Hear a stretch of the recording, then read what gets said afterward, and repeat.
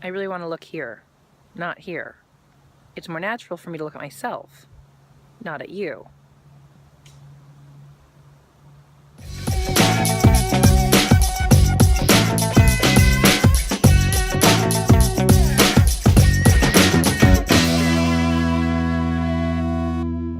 Hey, it's Amanda Johnson back with another Thoughtful Thursday.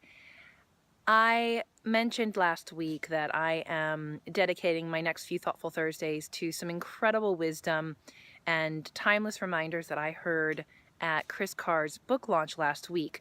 And if you haven't checked out last week's video, head on over there after you watch this one. But today, what I wanted to talk about is this idea that as many of us are seekers and soulful inquirers, and because of that, I imagine that we acquire a lot of tools. We learn from a lot of people. We're constantly, looking to learn a new tool, learn a new technique, and that's great. But what I'm noticing is that sometimes that can feel really overwhelming, or it may even feel a little discouraging at times, or it could just be distracting us from what we're really here to do. And I loved it because at this book launch, Chris Carr gave us some great advice that I'm going to be sharing with you today.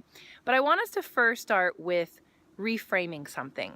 So first of all, if you've ever experienced any of these things, I want you to think about this reframe. We aren't necessarily trying to fix ourselves, right? I know I've spent most of my life thinking that I'm fixing myself. I need to fix myself. Something is broken. And very recently, I've started to turn that around for myself and recognize that I'm not trying to fix myself. There's nothing to fix. I'm trying to reveal the greatness that is already within me. And sometimes that does require a tool or a technique or a practice, but it's not because I'm broken. So I want to offer that reframe to you first. The next thing I want to offer up is that as we acquire all of these tools and resources, we don't have to use them all at once. And this is what Chris Carr shared with us, and it just made me giggle because she used the example of someone building a chair and how when we go to build a chair, we don't pull out our toolbox and start throwing all of our tools at it all at once. That would be ridiculous. And so too it is with us. We don't have to use every tool we've ever learned all the time.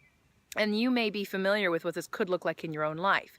It might mean for you that you're waking up and thinking, okay, now I have to meditate. Now I need to do yoga. Now I need to move my body. Now I need to do my hot lemon water. Now I need to do my morning pages. Now I need to do my evidence journal. And oh my God, it's already lunchtime and that's all I've done today.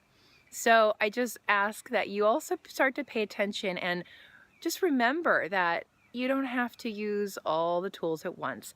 Sometimes those of us who like routine and stability, we might find a ritual does us good, or we may find there's one or two non-negotiables that we will practice each and every day. For others of us, we may really like variety. We might like to mix it up, and every day we might like to do something different, or we may not do anything at all until the time is called for to dip into our toolbox and grab just the right tool for that moment. Okay, so now the third thing I want to suggest and offer is it could do us some good when we do learn a new tool or technique to give it a try consistently for a few days, maybe a week. And I think that that can serve us because it gives us a chance to find out if this tool works for us, because remember, it's all an experiment. So what works for one person may not work for another. So doing it consistently gives us a chance to see if it works and helps us to learn from it. And it also helps to give us a better reference point for when we may want to pull out that tool at some point in the future. So give something a try and do it consistently for a few days before putting it back in your toolbox for when the time calls for it in the future. I just want to offer that, again, we are already whole. We are great. And there are times where we may need to pull out a feather duster to reveal that. And there may be other times where we need to pull out the pickaxe to get at some of these stories or limiting beliefs that are simply covering up all of that goodness within us. It's also important to remember that tools are to be used to reveal the greatness already within us, not to distract us from who we truly are. So now I'd love to hear from you. What are a couple tools that you use consistently and they are non-negotiables? And I also want you to reflect on if there are any tools that maybe you could retire and put back in your toolbox until the moment calls for them.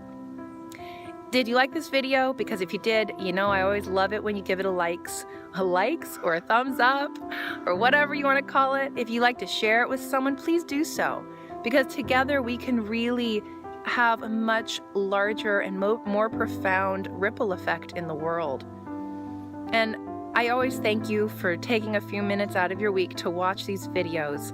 And until next time, remember that we can't have what we want until we love what we have.